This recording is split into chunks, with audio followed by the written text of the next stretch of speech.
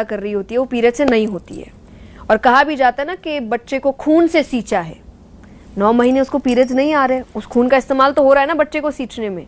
अगर आपको लग रहा है वो खून इम्प्योर है, आप में से जितने हम सब बैठे सब इम्प्योर, खून से सबको सींचा गया है, इसलिए वो 9 महीने नहीं हुई। बाकी जो लास्ट में बचता है वो नेक्स्ट 40 दिन में निकल जाता है, तो इम्प्योर तो हो ही नहीं सकता। द्रौपदी जी के लिए वो उस वक्त रजस्वला अवस्था में थी जब भगवान आए।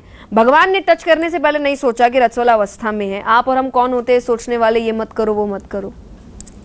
तो ये बातें बनाई गई, पहले रीजन अलग थे, सेफ्टी पर्पस था, आराम के लिए था, खान पान का पर्पस था।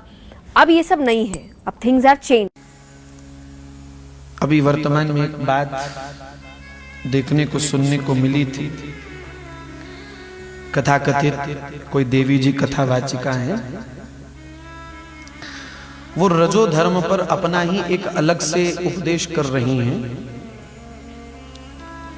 जब उनसे लोगों के बीच में ये पूछा गया कि भाई स्त्रियां जब रजो धर्म में होती हैं तो 4 से 5 दिनों के लिए लोग उनको न मंदिर जाने देते हैं, रसोई में भोजन नहीं बनाने देते, तो ये सब मर्यादाएं जो हैं, तो इनके विषय पर आपका क्या कहना है? तो उन्होंने अपना ही कोई मत बता दिया, अपना मन माना मत बता दिया। बोले ये सब बेकार की बातें, इन सब का कोई मतलब नहीं है।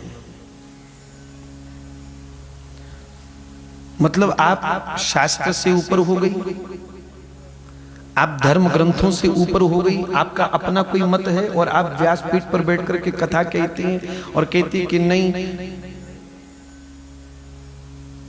जिस रक्त से स्त्री ने 9 महीने अपने पेट में बच्चे को सींचा है, बच्चे को बनाया है, निर्माण किया है, वो इनप्योर कैसे हो सकता है? यदि वो ब्लड इनप्योर है तो उसी ब्लड से बनने वाला बच्चा भी तो इनप्योर ही होता है। बेतुका कुतर्क दे रही है। यदि ब्लड इनप्योर है तो उसी ब्लड से बनने वाला बच्चा प्योर कैसे हो सकता है? हम सब प्योर कैसे हो गए? फिर हम भी इनप्योर होने चाहिए थे। ये उन्होंने अपना तर्क नहीं कुतर्क दिया, बेतुकी बात कह करके।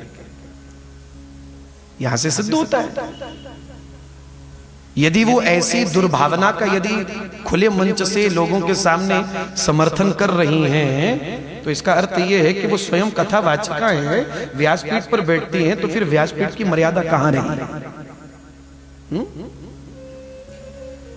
आपकी निष्ठा आपके धर्म ग्रंथों पर नहीं है, शास्त्रों पर नहीं है, ठीक है, ना करिए, क्योंकि आपके वक्तव्य से यही सिद्ध होता है कि आप शास्त्र प्रमाण को नहीं स्वीकार करती हैं।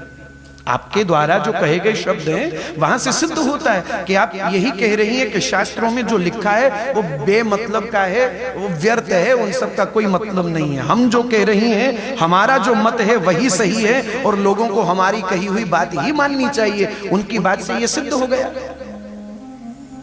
तो फिर तो वो पूरा महीना व्यासपीठ पर बैठ करके कथा भी कहती होंगी। फिर कहां बची व्यासपीठ की मर्यादा? बंधु, स्त्री अपवित्र नहीं है। हमारे ग्रंथों में माताओं बहनों के रजो धर्म को लेकर के जो बातें कही गई हैं, वहां से कहीं से यह सिद्ध नहीं होता है कि स्त्री अपवित्र है। स्त्री अपवित्र नहीं है, वो समय अपवित्र है। स्त्री दूषित नहीं है। हमारे धर्म ग्रंथों ने कभी स्त्री को दूषित नहीं कहा, अपवित्र नहीं कहा। हमारे सदग्रंथ कह रहे यत्र नार्यस्ति पूजयन्ति तत्र रमन्ते देवता। जहां नारी का सम्मान होता है वहां देवता निवास करते। हमारा धर्म ग्रंथ तो ये कहता है, हमारे शास्त्र तो ये कहते हैं। स्त्री कभी अपवित्र नहीं होती है बंधु। हाँ, लेकिन रजो धर्म के जो 2-4 दिन रहते हैं वो समय अपवित्र होता है। आप यदि धर्म शास्त्रों को नहीं मानती हैं देवी जी, तो फिर उनका क्या?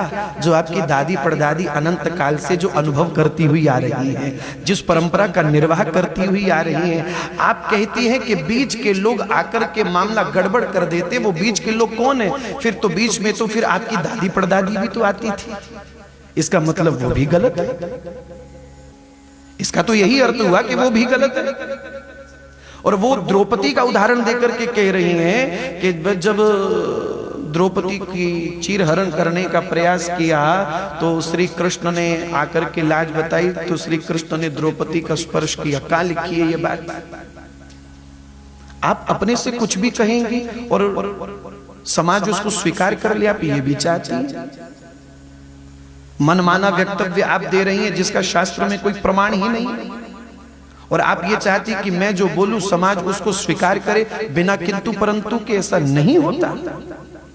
कभी जीवन में सत्संग नहीं किया, कभी सदग्रंथों का निरूपण नहीं किया, कभी शास्त्रों का अवलोकन नहीं किया, कभी साधु संग नहीं किया, कभी साधु संग में रहकर के महापुरुषों की मार नहीं खाई है। अचानक से घर से निकली और व्यासपीठ पर बैठ करके आकर के कथा वाचने लग गई और लाखों लाखों के 7 दिन के पैकेज लेकर के आप घर को वापस लौट जाती हैं और आप समाज को लाखों रुपए लेकर के समाज से, और समाज को क्या कहना चाहती है, क्या दे रही हैं? आप समाज को धूर्त बनाने का प्रयास कर रहे हैं, आप समाज को पतित बनाने का प्रयास कर रही हैं। जिस व्यासपीठ से समाज का उत्थान करने का प्रयास किया जाता है, जिस व्यासपीठ का निर्माण ही इसीलिए व्यास परंपरा से हुआ था कि व्यासपीठ पर बैठा हुआ वक्ता समाज का उत्थान करे, और आप उसी व्यासपीठ पर बैठकर के समाज को दुर्गति की ओर लेकर के जाना चाहती हैं।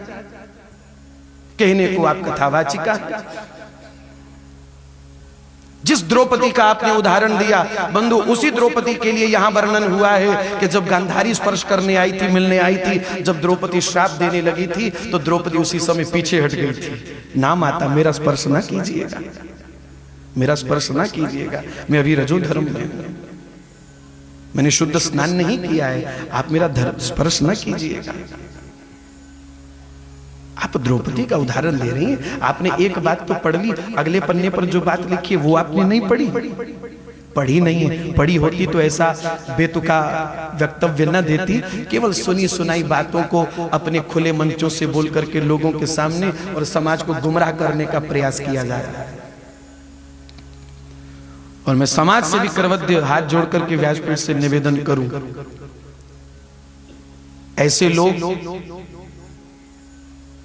जो व्यासपीठ की परंपरा नहीं जानते, व्यासपीठ की मर्यादा नहीं जानते, क्या बोलना है क्या नहीं बोलना है, जिन लोगों को व्यासपीठ की ABCD भी नहीं मालूम, जिनको सही ढंग से मंगलाचरण का श्लोक तक बोलना ना आया आज तक, भले ही वो लोग आज कथा कर रहे हैं व्यास मंचों पर बैठ करके, लाखों लाखों रुपए के पैकेज हैं उनके 7 दिन के, बिजनेस चल रहा है बहुत बड़ा, खेल चल रहा है बहुत बड़ा, धर्म की आड़ में, व्यासपीठ की आड़ में। समाज से मेरी करवद्य प्रार्थना है, भैया अगर अपना मंगल चाहते हो, अपना कल्याण चाहते हो, अपने समाज का भला चाहते हो, तो भैया ऐसी बेतुकी बातों को सुनना नहीं है। अगर कान में कभी आ भी जाए तो इधर से सुन के इधर से निकाल दिया करो।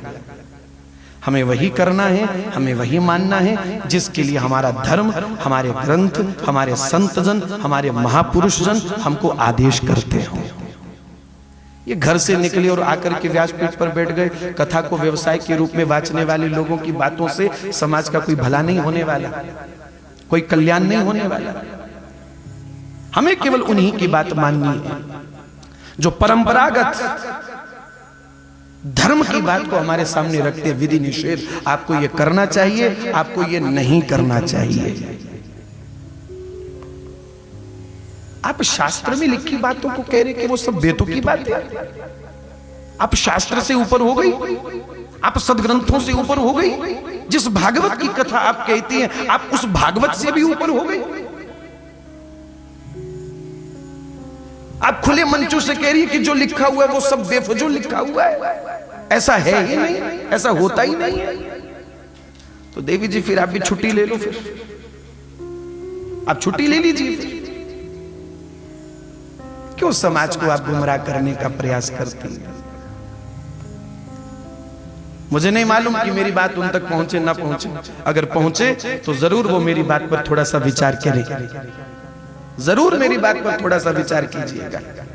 संतों का हृदय आहत है उनके इस बेतुके वक्तव्य से। समाज को आप कहां लेकर के जा रहे हैं?